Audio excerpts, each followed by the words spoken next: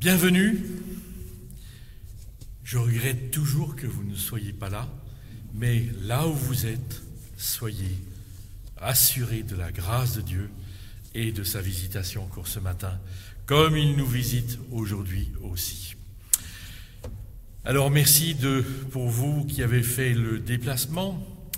Merci pour ceux et celles qui prêtent leur concours pour que nous puissions tenir nos engagements par rapport au culte. Merci de m'avoir invité. Et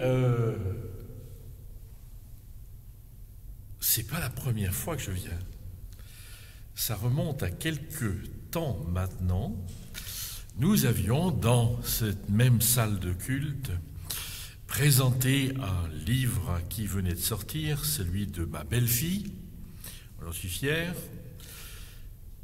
du livre et de ma belle-fille, de Laetitia.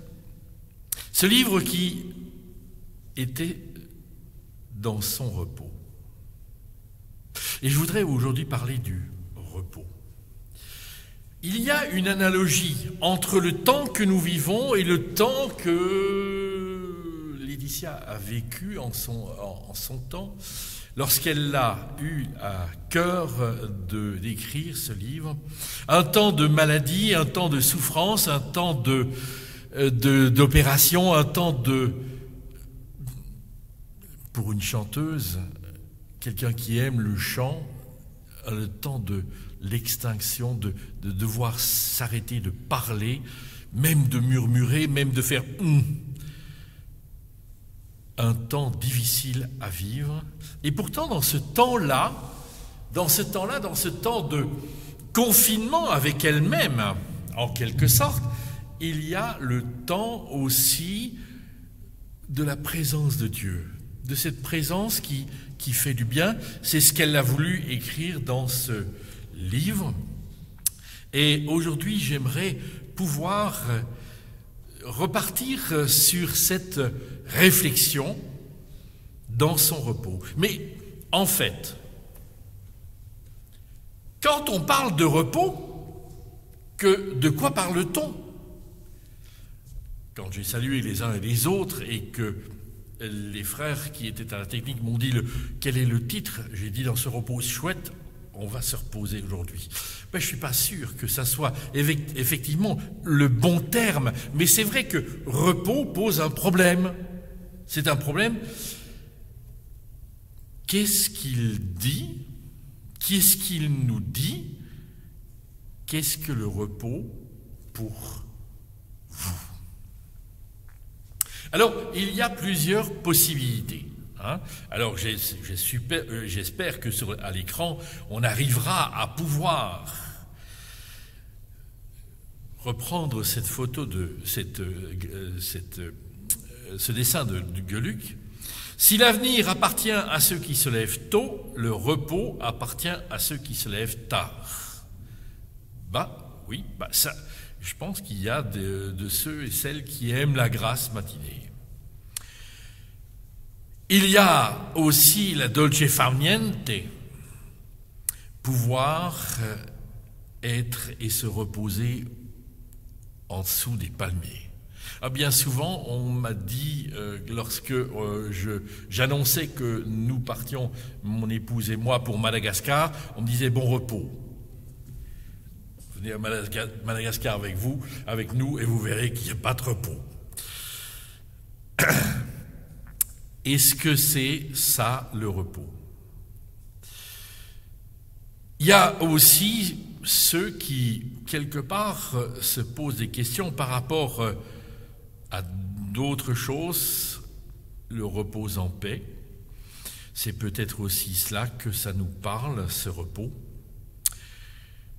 Mais, au fond, on pourrait poser aussi la question, sur quoi se repose-t-on?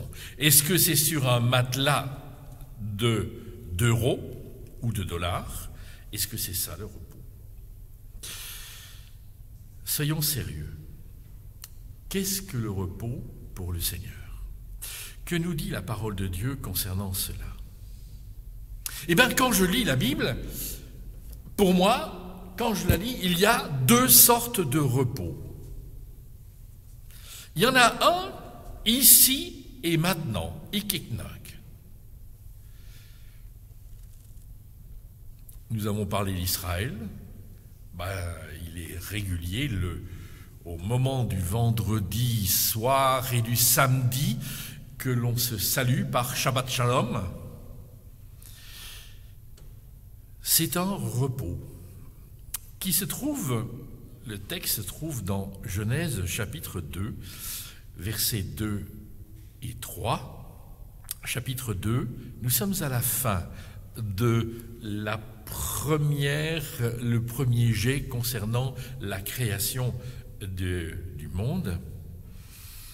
Et l'Écriture nous dit, Dieu, après avoir achevé son œuvre, se reposa le septième jour de tout le travail accompli. Il fit ce septième jour un jour béni, un jour mis à part, car il s'y reposa de tout son travail de créateur. C'est la Nouvelle Bible en français courant qui le traduit comme cela. Se reposer, le septième jour, le jour qui est parfait.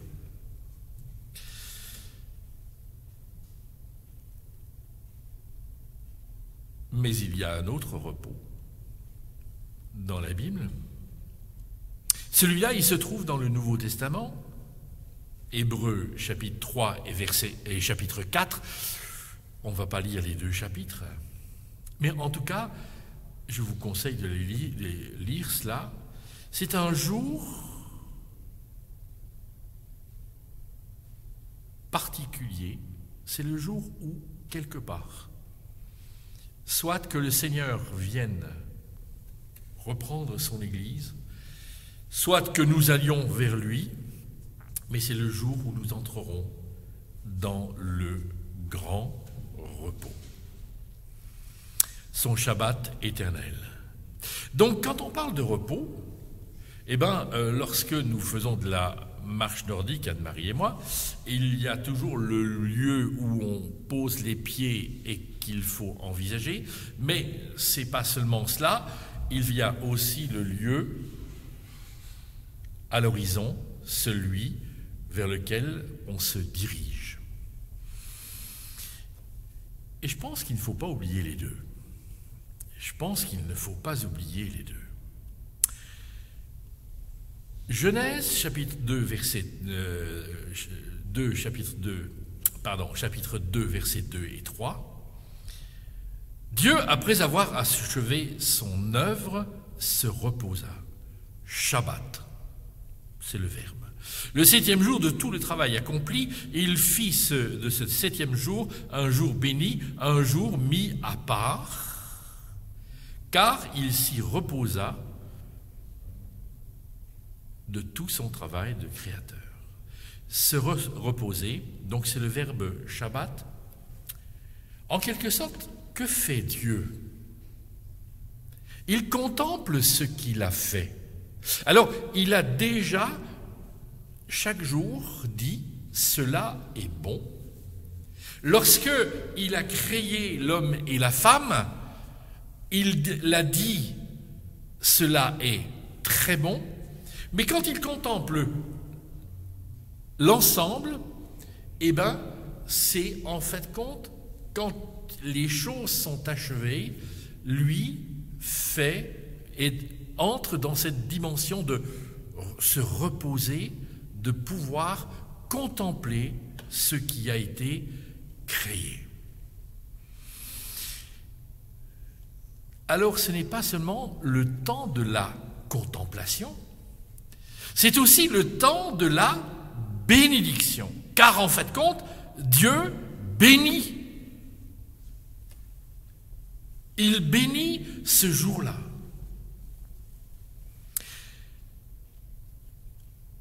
Deux choses que fait le Seigneur, il contemple et il bénit. Et nous? que faisons-nous? Est-ce que, quelque part, ce que Dieu fait m'inspire et m'invite à faire la même chose? Alors, quand on parle de contemplation dans notre milieu évangélique, nous n'aimons pas trop ce mot, car en fin de compte, les contemplatifs, c'est ceux qui se retirent du monde dans un monastère, et en fin de compte, on leur laisse là, mais dans notre monde évangélique, nous n'avons pas véritablement pris cette dimension de la contemplation. Quoique, si nous regardons bien les psaumes, il y a des temps de contemplation dans les psaumes, à tel point même que le silence devient louange. Alors, nous avons l'habitude de contempler... j'ai une dia qui a sauté. Nous avons l'habitude de contempler un paysage. Nous avons l'habitude de contempler, moi c'est mon truc, une œuvre d'art. Mon rêve, qui n'arrivera certainement jamais à être à exécution, mon rêve, c'est Saint-Pétersbourg. Aller au musée à Saint-Pétersbourg. À moins que le tableau que je veux voir à Saint-Pétersbourg vienne de ce côté-ci, je ne le manquerai pas, le Fils prodigue de Rembrandt. Ça, je voudrais un jour pouvoir m'asseoir devant ce tableau et y rester peut-être plusieurs heures. Quand je rentre dans un musée, faites gaffe, car en fin de compte, moi, j'en sors pas. J'ai un problème de ce côté-là. Je pense aussi à un temps que régulièrement, nous avons parlé de la prière tout à l'heure, nous allons nous mettre à table, et chaque fois que nous nous mettons à table, nous allons rendre grâce. Et je me souviens d'un temps où, animant des séminaires, animant des groupes de jeunes, animant des camps comme notre pasteur l'a fait, animant, il y avait le chant avant de commencer le repas.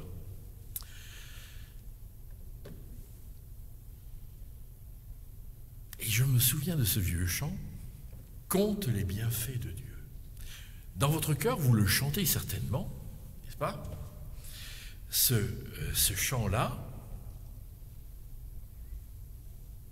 Et moi, je me suis toujours posé la question. Je reviens à mon petit dessin. Quand nous prions à table, quel est le réflexe que nous faisons, que nous avons? Le réflexe que nous avons, en général, la plupart du temps, dans les maisons chrétiennes, on se donne la main, on ferme les yeux et on se concentre sur la prière pour rendre grâce à Dieu pour le repas. Alors je me pose la question. C'est une question, ce n'est pas une réponse. Notre pasteur tout à l'heure a parlé de l'hypocrisie, mais qu'est-ce qu'il y a dans ton frigo? Qu'est-ce qu'il y a dans ton congélateur? Tu rends grâce pour le repas, mais tu sais déjà ce que tu vas manger demain et après-demain et encore la semaine suivante. Pour la plupart du temps, c'est un fait. Quand nous sommes à Madagascar et que nous mangeons dans certaines familles, nous savons que on mange ce qu'il y a. Demain, on verra. Donc là, il est intéressant de dire « Nous te rendons grâce pour ce repas ». Mais la plupart du temps, nous fermons les yeux lorsque nous chantons, lorsque nous prions. Compte les bienfaits de Dieu. Moi, je ne peux pas commencer une prière, même à table, sans dire merci pour la vie. Nous pourrions dire aujourd'hui merci parce que nous respirons. Merci pour la liberté, merci pour la paix qui est dans notre pays, merci par le fait que nous avons encore la capacité, la possibilité aujourd'hui d'annoncer l'évangile, merci pour le salut en Jésus-Christ, merci pour la grâce qui nous a été faite. Mais la plupart du temps, c'est des choses que nous perdons parfois de vue. Et il y a une chose en tout cas qui m'a toujours impressionné, c'est notre réflexe à fermer les yeux. Mais moi j'aime prier et compter les bienfaits de Dieu avec les yeux ouverts. Merci pour ma femme. Merci de ce qu'elle a eu la possibilité de préparer le repas. Merci pour la grâce que tu me fais de pouvoir vivre aujourd'hui avec ma femme. Il y a tellement de gens qui, aujourd'hui, sont seuls. C'est une grâce. Compte les bienfaits de Dieu. Si nous avons des enfants, compte les bienfaits de Dieu, mais regarde-les. Quand nous avons les petits-enfants, merci. J'espère qu'un jour, les petits-enfants diront « Merci Seigneur pour les grands-parents. Merci mes frères, merci mes sœurs. Merci pour ce que vous êtes. Merci pour notre pasteur, merci pour le conseil pastoral, merci pour... Merci. Ça devrait être... Mais c'est les yeux ouverts que nous devrions le faire. Vous êtes tellement beaux. Compte les bienfaits de Dieu, à l'imitation du Seigneur. Le 7e jour, Dieu mit un terme à son travail de création et il se reposa de toute son activité le 7e jour. Dieu le bénit le 7e jour et fit un jour saint. Ça, c'est la nouvelle Bible, la Bible second 21. Parce que ce jour-là, il se reposa de toute son activité, de tout ce qu'il a créé. J'ai souligné un jour, il fit un jour saint. En quelque sorte, il sanctifia. Il a utilisé le verbe kadash, sanctifier, mettre à part, consacrer.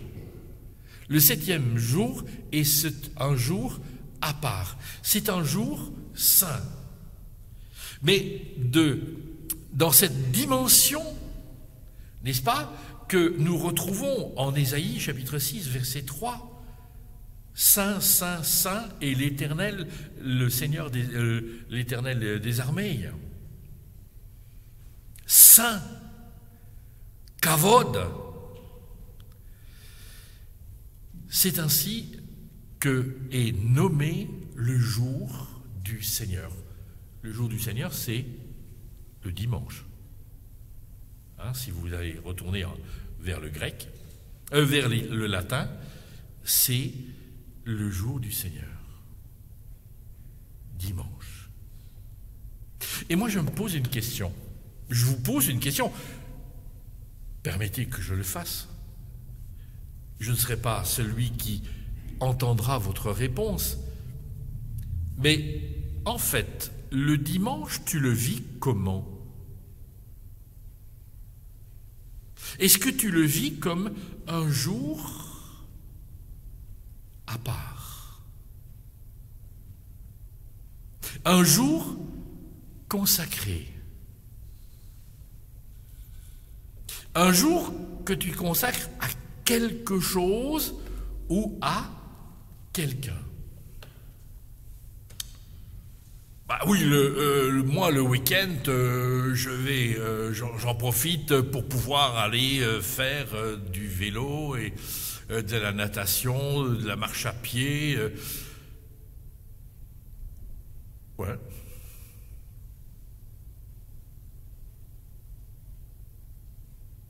Est-ce que un jour saint, c'est un jour où, en fait, compte, je peux faire tout ce que je veux?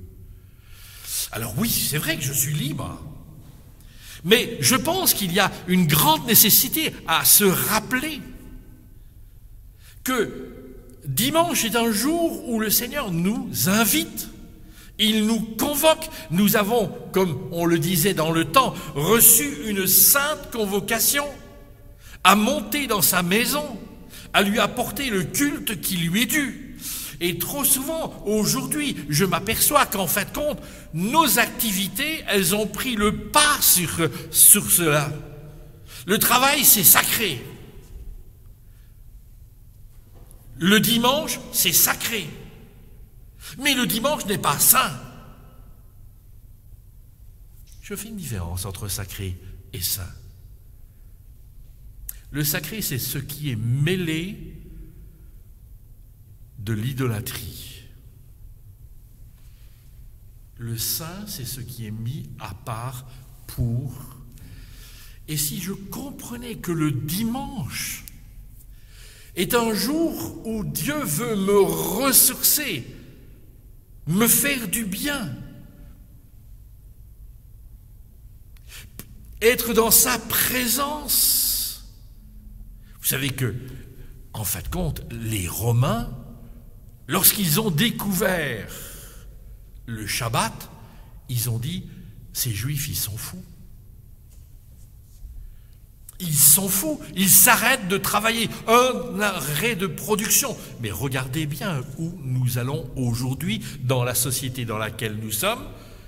C'est le dimanche, pour bien des commerces, qui est le plus rémunérateur. Mais si ça engrange des sous chez les commerçants, ça oblige aussi d'autres personnes d'être au travail. Je me pose des questions par rapport à ce grignotage de notre vie où, en fin de compte, nous ne sommes plus libres de pouvoir dire « Eh bien, le dimanche, je le consacre au Seigneur ». Ça me rappelle une chose. Ça me rappelle mes vacances d'il y a quelques années. Puisque, en fait, aujourd'hui, c'est le 52e anniversaire de notre fils. Donc, il était un temps où il était encore chez nous. Donc, je vous parle d'il y a 30 ans, d'ici, et même plus.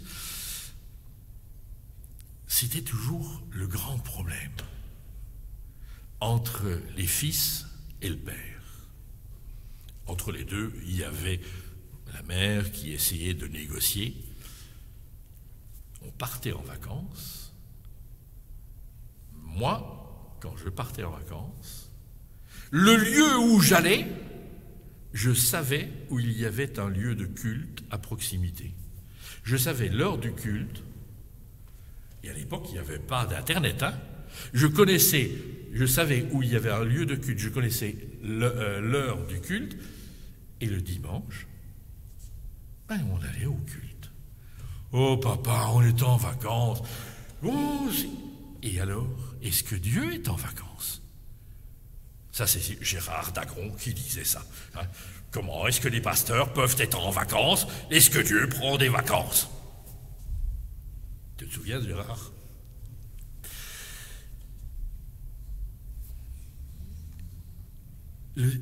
Le dimanche, c'est le jour où j'offre à Dieu ma louange, j'offre mon adoration à Dieu, mais c'est là aussi où j'apprends que je suis libéré par Jésus. Et donc, en fin de compte, dans cette dimension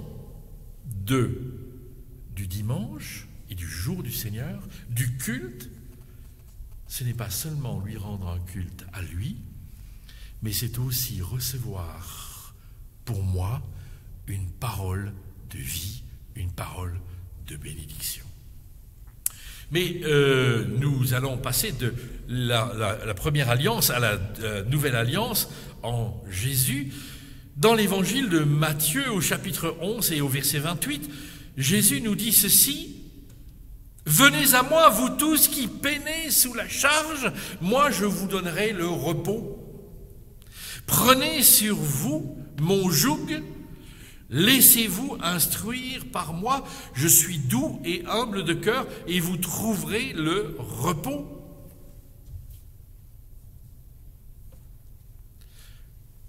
En tant qu'Européen, je suis né dans le millénaire précédent, mais ça n'empêche que je suis quand même né après la Deuxième Guerre mondiale. Prenez mon joug. Je savais pas très bien. Oui, je pouvais m'imaginer. Oui, j'avais vu les représentations. Lorsque j'ai vu les attelages de bœufs à Madagascar avec un joug, je me suis dit, ouf, il y a quelque chose qu'il faut que je comprenne quand même.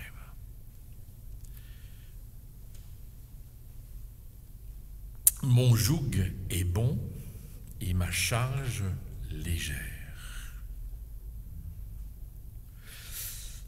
Ce joug, c'est ce qui, à Madagascar, est sur l'encolure des bœufs, et je peux vous garantir que c'est à qui va tirer dans un sens et à qui va tirer dans l'autre sens. Ils ne tirent jamais ensemble, et ça coince, ça grince, ça... Vous comprendrez peut-être alors ce que l'apôtre Paul dit dans l'Épître aux Corinthiens au chapitre 6, ne formez pas un attelage disparate. On ne met pas un bœuf et un âne ensemble. Car en fait, il y en a un qui périt, mais ce n'est pas le bœuf, ça c'est clair. Mon joug est bon.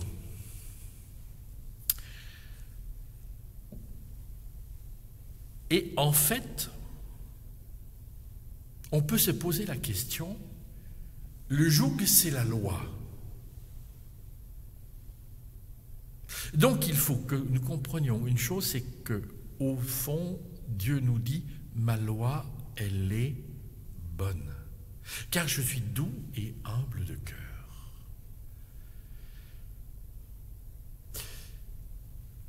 Jésus ne nous a pas apporté une autre loi que celle qui était dans la première alliance. Il n'en a même pas enlevé un iota. Mais il y a peut-être une chose que nous devons comprendre. C'est qu'en fait compte, son joug,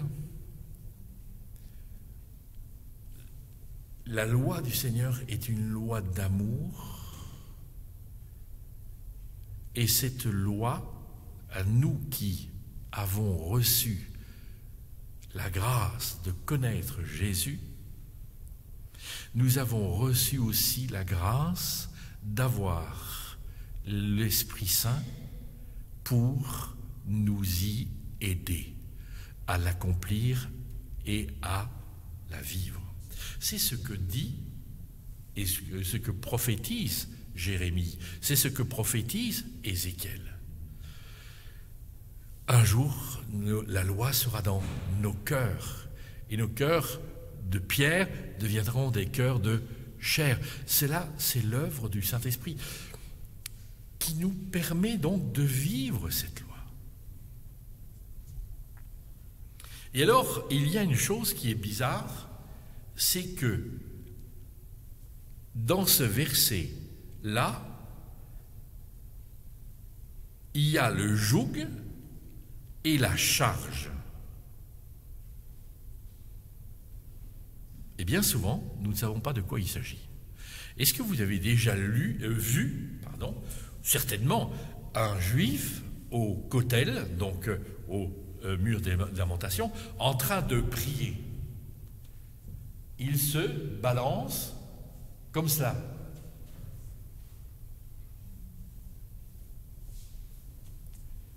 Et il se balance comme ça lorsqu'il lit la Torah, la loi du Seigneur. C'est un mouvement qui leur permet de pouvoir mémoriser le texte des 5 premiers livres de la loi. Mais alors, il va y avoir un autre balancement que au Kotel, vous ne verrez pas forcément. Et ce balancement-là, en fait, c'est lorsqu'ils lisent les prophètes.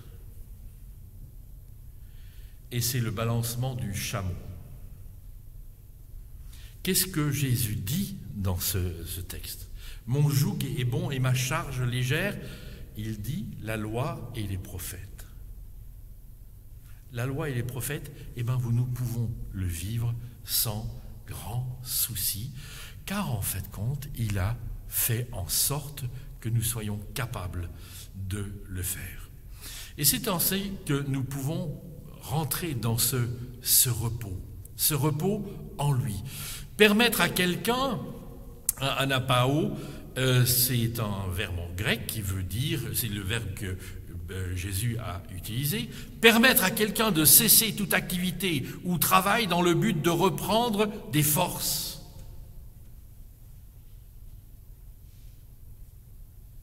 Un temps de repos, un temps pour reprendre des forces. Se reposer, donner du repos, prendre du repos. Rester tranquille dans une attitude calme et patiente.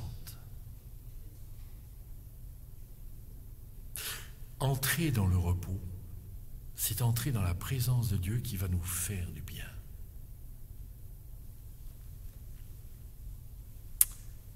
Le joug du Seigneur n'est en rien comparable au joug que les êtres humains peuvent mettre sur les épaules des uns et des autres. Quand vous voyez les lois qui nous sont imposées, mais je ne parle même pas du gouvernement, je parle simplement des lois qui sont dans notre système de vie, imposées par les uns et par les autres. C'est effrayant. Et bien souvent, vis-à-vis de celle-là, on n'est pas tellement en problème. Mais aujourd'hui, quand même, son pardon me libère. Si les êtres humains m'oppressent, lui, il me libère. Dans une société anxiogène aujourd'hui où tout est constamment remis en question, où on ne sait pas vers quel avenir nous allons, où on peut être bien, peut-être pas, où il y a des paroles terribles, où le secrétaire de l'OMS, l'Organisation mondiale de la santé, vous dit « mais ce Covid-ci, c'est rien à côté de ce que va être les autres virus qui vont arriver ». C'est terrible, toutes ces paroles qui sont là. Nous sommes dans une inquiétude constamment. Moi, j'ai des entretiens avec des personnes qui n'en peuvent plus. Et pourtant que leur métier est d'aider, de conseiller, même des psychologues qui n'en peuvent plus. Moi, mon Seigneur, c'est lui qui tient mon avenir entre ses mains. Et je me souviens encore d'une parole de notre médecin traitant qui, dans le premier confinement, on va en consultation, et on lui dit, bon, on fait comment? Toujours le problème. On fait comment? Et je me souviens qu'il me dit, mais nous qui avons une espérance, nous sommes prudents, certes, mais on n'est pas comme les autres. De toute façon, me dit-il, aujourd'hui je sais que le Seigneur me prend soin de moi, et si je décède, eh bien il prendra encore soin de moi. Moi je sais où je vais. Moi je ne suis pas comme les autres, en train de me tracasser. Bon, alors c'est un métier un peu spécial, hein. Il y a 45 ans que nous l'avons comme médecin. Nous avons eu la joie de le conduire à la conversion, de le baptiser. Mais en fait de compte, voilà, nous avons quelque chose dans le Seigneur qui doit nous rassurer. Son pardon me libère. Sa grâce, elle me restaure. Être à l'écoute de Dieu, c'est entendre le prophète Ésaïe qui nous dit ceci. Chapitre 55, comme notre pasteur nous l'a dit 700 ans avant Jésus, il dit « Allons, vous tous qui avez soif, voici l'eau, venez, même si vous n'avez pas d'argent, venez, prenez de quoi manger, c'est gratuit. Achetez du vin ou du lait, c'est pour rien. Pourquoi dépenser votre argent pour ce qui ne nourrit pas? Pourquoi vous donner du mal pour ce qui ne rassasie pas? Écoutez-moi bien, et vous mangerez ce qui est bon, vous vous régalerez de ce qu'il y a de meilleur. Accordez-moi votre attention, venez à moi et vous vivrez. Je conclus, dit-il, une alliance pour toujours, dit le Seigneur, et vous accorderez les bienfaits que j'avais assurés à David. Face au peuple, j'avais fait de lui un témoin de mon pouvoir. Je l'avais établi comme un chef, un maître pour les peuples. Eh bien, toi aussi, Israël, tu lanceras un appel à des étrangers, des inconnus, des gens qui t'ignoraient, accourront vers toi. Ils viendront à cause de moi, le Seigneur ton Dieu, le Dieu saint d'Israël, qui t'accorde cet honneur. Recherchez le Seigneur. Maintenant qu'il se laisse trouver, faites appel à lui, maintenant qu'il est près de vous. Que la personne méchante renonce à ses pratiques, que l'individu malveillant renonce à ses pensées, qu'il revienne, la teshuva, le retour, la conversion, qu'il revienne au Seigneur, car il y aura de la tendresse pour lui, qu'il revienne à notre Dieu, car il accorde un large pardon. Les paroles du Seigneur, oh là, vous tous qui avez soif, venez vers les eaux, même celui qui n'a pas d'argent, venez. Je vous ai trouvé un petit geyser à Madagascar, il ne fait pas 4 mètres de haut, hein, il fait 25 cm, mais venez vers les eaux. C'est eau qui jaillit. C'est le ressourcement de notre être, le ressourcement de ma vie, le ressourcement de mon âme. La clé, c'est Jésus. Venir à Jésus. C'est lui qui est, en fin de compte, la clé de tout le renouvellement. Et trop souvent, frères et sœurs, ce Jésus, nous le laissons de côté. Le repos n'est pas une absence de travail.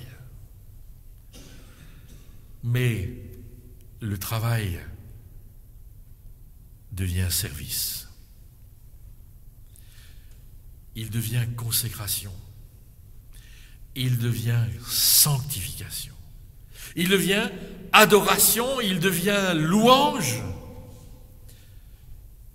Une louange à la gloire, kavod, à la gloire de Dieu. C'est la relation que tu établis avec celui qui a tout entre ses mains. C'est là où je me repose. c'est là où je me repose. C'est là où je suis tranquille. C'est là où je me fais du bien.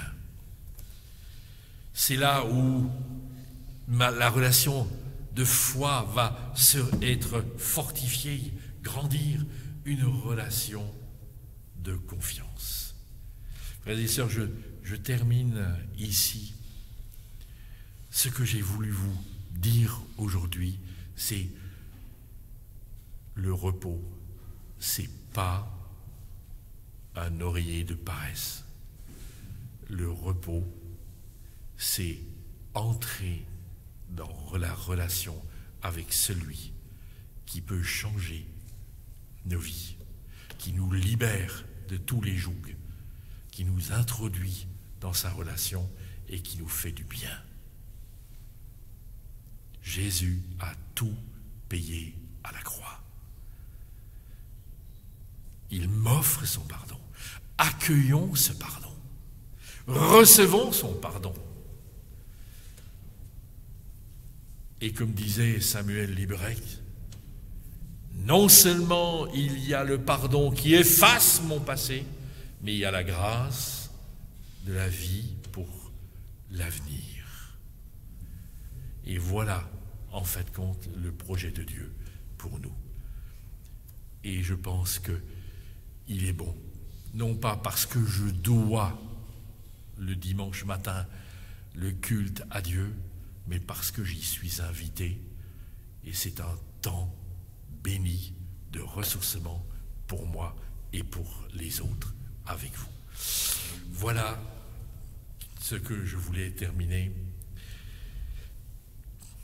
Que ton règne vienne, Seigneur, que ton règne vienne dans nos cœurs, qu'il revienne sur terre, Seigneur. Que dans nos cœurs, nous puissions avoir la volonté qui est la tienne et accomplir ce que tu nous appelles à faire. Seigneur, tu nous appelles à être libres. Et bien souvent, autour de nous, nous voyons qu'on nous remet le grappin dessus, qu'on nous enferme dans des prisons, dans des pensées, qu'on nous stresse, qu'on nous crée des angoisses. Seigneur, tu nous libères, toi. Alors nous prions vraiment. Merci, Seigneur, que ton règne vienne dans mon cœur et que j'adhère ainsi pleinement à ta loi d'amour. Toi qui es doux et humble de cœur, merci pour la tendresse qui est en toi, Père. Tu nous l'as exprimé en Jésus. Et ton Esprit Saint aujourd'hui encore nous dit et nous témoigne à notre esprit que nous sommes enfants de Dieu. Sois béni, sois loué. Seigneur, nous t'apportons ce monde. Nous t'apportons ceux et celles qui aujourd'hui ne te connaissent pas, ceux et celles qui vivent dans la crainte, dans la peur, ceux et celles qui vivent dans l'angoisse. Et l'angoisse des lendemains, Seigneur, élargis-nous. Parle à leur cœur. Révèle-toi aux uns et aux autres. Nous t'en prions en Jésus. Amen. Un beau chant, disait la foi 409. Sur toi je me repose, ô Jésus, mon Sauveur. Faut-il donc autre chose pour un pauvre pécheur? Emmanuel, tu es prêt? Merci.